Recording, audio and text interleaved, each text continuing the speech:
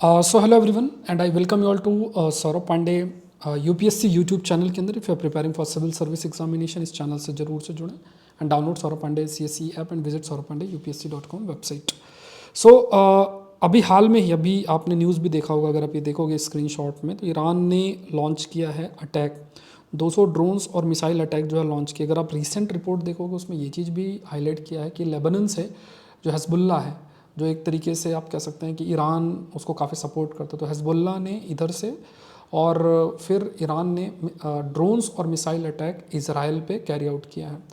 Casualty की कोई information नहीं है, लेकिन ये एक सिंबॉलिक मीनिंग है, आप समझो इस चीज़ को। यूएस ने कहा, जो बिडेन का अगर आप स्टेटमेंट देखोगे लास्ट 2 डेज से, तो क्या बोला गया कि ईरान इजराइल पे हमला करने जा रहा है। मतलब ये कहा गया कि ईरान जो है इजराइल पे हमला करने जा रहा है और ईरान को ऐसा नहीं करना चाहिए, इसके बहुत सीरियस कंसिक्वेंसेस होंगे। इसके बावजूद भी अटैक जो है वो कैरी आउट किया गया ईरान का, तो इसका एक मीनिंग है, उसको समझने का प्रयास करेंगे। क्या ये वर्ल्ड वॉर 3 की तरफ जा सकता है, इसको भी समझने का प्रयास करेंगे। At the same point of time आप समझने की मतलब if will try to understand कि जो ईरान है, ईरान का ओवरऑल ऐसा करके ऑब्जेक्टिव क्या है। क्योंकि अगर अभी हाल फिलहाल का इस अटैक के बाद अगर आप स्टेटमेंट देखोगे ईरान का, तो ईरान ने क्या कहा। ईरान ने कहा कि देखो, हमने जो अटैक करना था वो कर दिया, अगर रिटेलिएट किया जाता है किसके द्वारा, अगर इजराइल और यूएस के द्वारा रिटेलिएट किया जाता है, तो इसका बहुत सीरियस कंसिक्वेंसेस होगा। अब सीरियस कंसिक्वेंसेस का क्या हो सकता है, ईरान ऑलरेडी मतलब अगर कोई कदम उठाता है तो उसके पास सीरियस कंसिक्वेंसेस के क्या टूल हो सकते हैं। न्यूक्लियर वेपन एक बड़ा टूल हो सकता है, लेकिन ईरान का ये मानना है वो, या फिर ईरान ये कहता है कि हम ऐसा कोई न्यूक्लियर वेपन नहीं बना रहे, क्योंकि मतलब जो डिसआर्मामेंट ट्रीटी है उसका ईरान हिस्सा है। इस वजह से ईरान हमेशा से कहता है कि वो न्यूक्लियर वेपन नहीं बना रहा। उसका ये कहना है, सेम सा इजराइल भी कहता है, लेकिन दोनों के पास सभी जानते हैं कि इनके पास न्यूक्लियर वेपन है। तो क्या ये एक न्यूक्लियर वॉर की तरफ जा सकती है क्या, अगर चीज़ें मैनेज नहीं होती हैं। तो इस चीज़ को, ओवरऑल ऑब्जेक्टिव को थोड़ा सा समझने का प्रयास करते हैं। बिफोर दैट, अभी जैसे देखा जाए तो ये आपका ईरान है। ईरान ने अटैक कहाँ किया है, यहाँ पे इजराइल है, दिस इज़ इजराइल, यहाँ पे अटैक किया है। उसका तो ऊपर साइड लेबनन है, तो ये ईरान ने यहाँ इजराइल पे अटैक कैरी आउट किया है। इधर लेबनन है, लेबनन में हजबुल्ला, उसने भी अटैक किया है, नदन जो इजराइल का हिस्सा है वहाँ पे। फिर सीरिया में सिविल वॉर की स्थिति है, और ईरान का अच्छा खासा जो प्रेजेंस है सीरिया के अंदर, बसल जो असद सरकार है उसमें भी ईरान की मतलब एक तरीके से अच्छा रिलेशन आप मान सकते हो। इराक के अंदर भी ईरान का एक अच्छा रिलेशन हम कंसिडर कर सकते हैं। तो यहाँ पे ईरान इस पूरे के पूरे रीजन में उसका डोमिनेंस है, जॉर्डन को अगर हम छोड़ दें तो। और यहाँ पे इजराइल लगातार गाज़ा पे उसने अटैक कैरी आउट किया है, उसमें भी लगभग कहा जाता है कि 33,000 से ज़्यादा लोगों की उसमें जो है उस अटैक में खासतौर से सिविलियंस हैं उनकी डेथ हुई है, और उस पर भी इंटरनेशनल लेवल पे कई सारी स्क्रूटनीज जो हैं वो चल रही हैं। अब इस बीच में अगर ईरान ने अटैक किया तो इसका क्या मीनिंग है, उसको थोड़ा सा समझने का प्रयास करते हैं। अगर ये देखा जाए तो ये जो रीजन है इसको रेड सी बोलते हैं, it is called as Red Sea reason.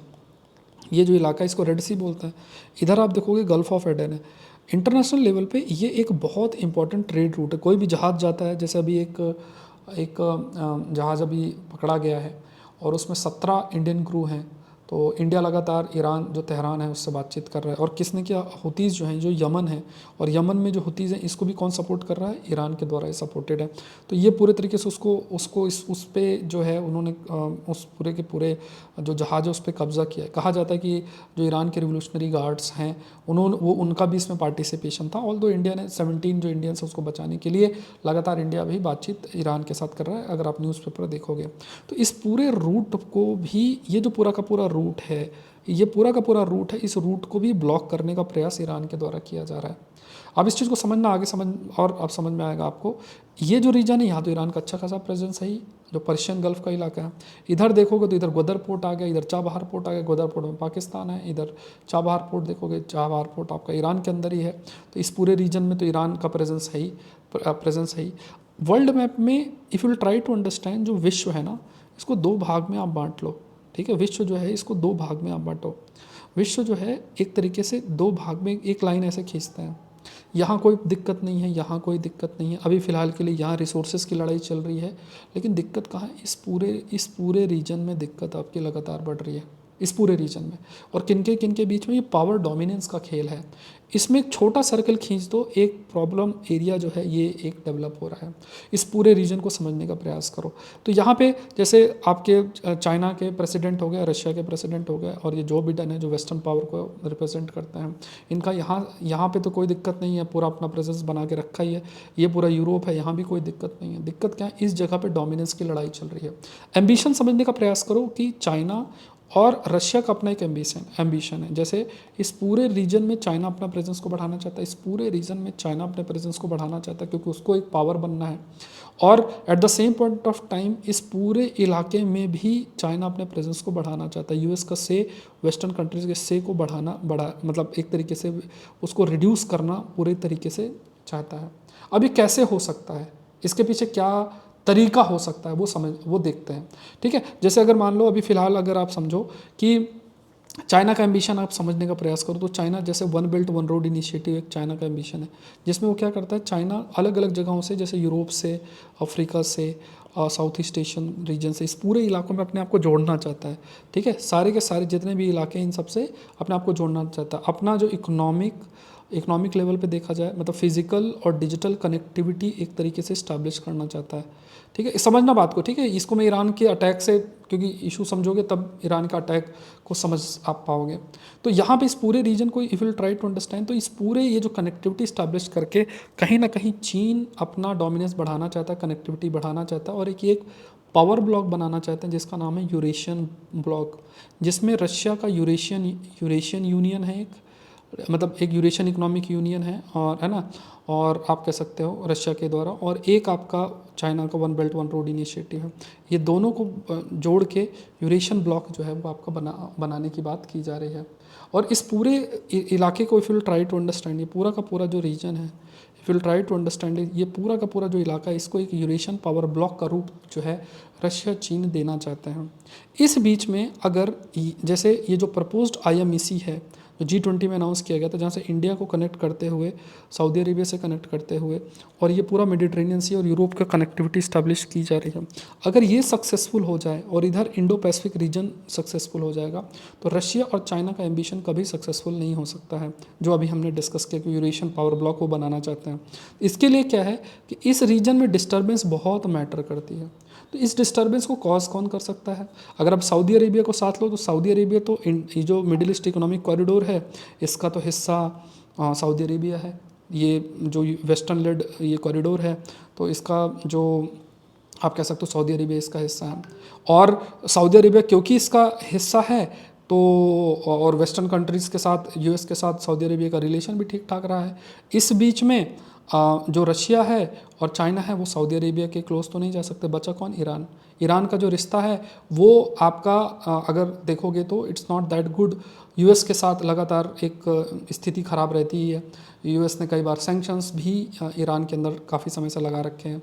North Korea, Iran, इन पर सैंक्शंस भी लगा रखा है। तो एक जो देश जो हेल्प कर सकता है, एक प्रकार से हेल्प कर सकता है इन दोनों देशों की अपने डोमिनेंस को मेंटेन करने के लिए, वो है ईरान। और ईरान को क्या सुरक्षा की जैसे मान लो टेक्नोलॉजी है, बहुत सारी चीज़ें हैं, वो चाइना और रशिया के माध्यम से मिल जाएगा। और ईरान जो है इस पूरे रीजन में अपने डोमिनेंस को बढ़ाना चाहिए। क्यों? क्योंकि वो दिखाने की कोशिश करेगा कि देखो जो मुस्लिम वर्ल्ड है वहाँ पे, कि देखो इजराइल पे हमला, मतलब इजराइल ने जो गाज़ा पे हमला किया, कोई खड़ा नहीं हुआ। पहले सऊदी अरेबिया एक लीडर बनता था मुस्लिम वर्ल्ड का, तो कहा क्या जा रहा है कि देखो सऊदी अरेबिया जो है कुछ नहीं कर रहा है, अब जो मैं हूँ मैंने किया है, तो मैं मुस्लिम वर्ल्ड के इंटरेस्ट को रिप्रेजेंट जो है वो करता हूँ। तो इस पूरे इलाके में ऐसा जो अटैक कैरी आउट किया गया है, इसमें अपने डोमिनेंस को बढ़ाने का प्रयास जो है लगातार ईरान करने का प्रयास कर रहा है।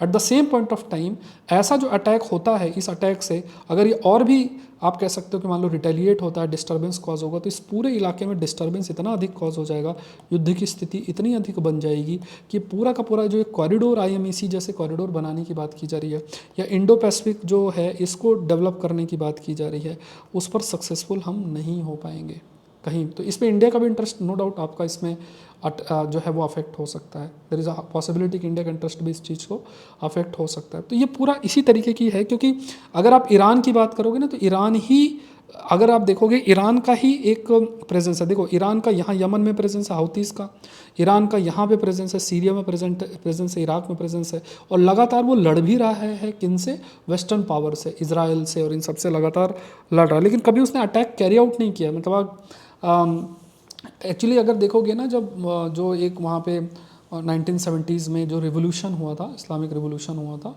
तो उससे पहले इजराइल और ईरान का रिश्ता बहुत अच्छा था। इस्लामिक रिवोल्यूशन के बाद वो रिश्ता इतना अच्छा नहीं रहा, फिर वो चीज़ें डिटोरेट होती चली गई। तो ईरान एक हजबुल्ला के माध्यम से सीरिया में जो उसके प्रेजेंस है, यहाँ पे जो होती हैं उनका जो प्रेजेंस है, इनके माध्यम से लगातार वीकेंड से कहीं ना कहीं लगातार वीकेंड्स से जो चाइना और रशिया का इंटरेस्ट उसको स्टैब्लिश कर सकता है। जैसा अभी हमने डिस्कस किया कि जो वेस्टर्न कंट्रीज़ अपना पेनिट्रेशन करना चाहते हैं इस रीजन में, वो नहीं कर पाएंगे, और ईरान अपने आप को एक पावरफुल कंट्री के रूप में यहाँ पे शो कर देगा और सऊदी अरेबिया को रिप्लेस कर देगा। तो ये लड़ाई सिर्फ इसी चीज़ की है। ये एक इवेंट अगर आप समझो, इस इवेंट के कंटेक्स्ट में लड़ाई सब कुछ इसी चीज़ की जो है पूरी की पूरी लड़ाई है। तो अगर आप ये देखोगे सऊदी अरेबिया और ईरान की, तो यहाँ पे ये अपने डोमिनेंस को बढ़ाना चाहता है, ठीक है, ये शियास को रिप्रेजेंट करते हैं और ये सुन्नी को जो है रिप्रेजेंट करते हैं। अगर आप सिविल सर्विस की तैयारी करो, सौरभ पांडे CSE ऐप जरूर से डाउनलोड करें। आप मुझसे कनेक्ट कर सकते हैं, माय नेम सौरभ पांडे।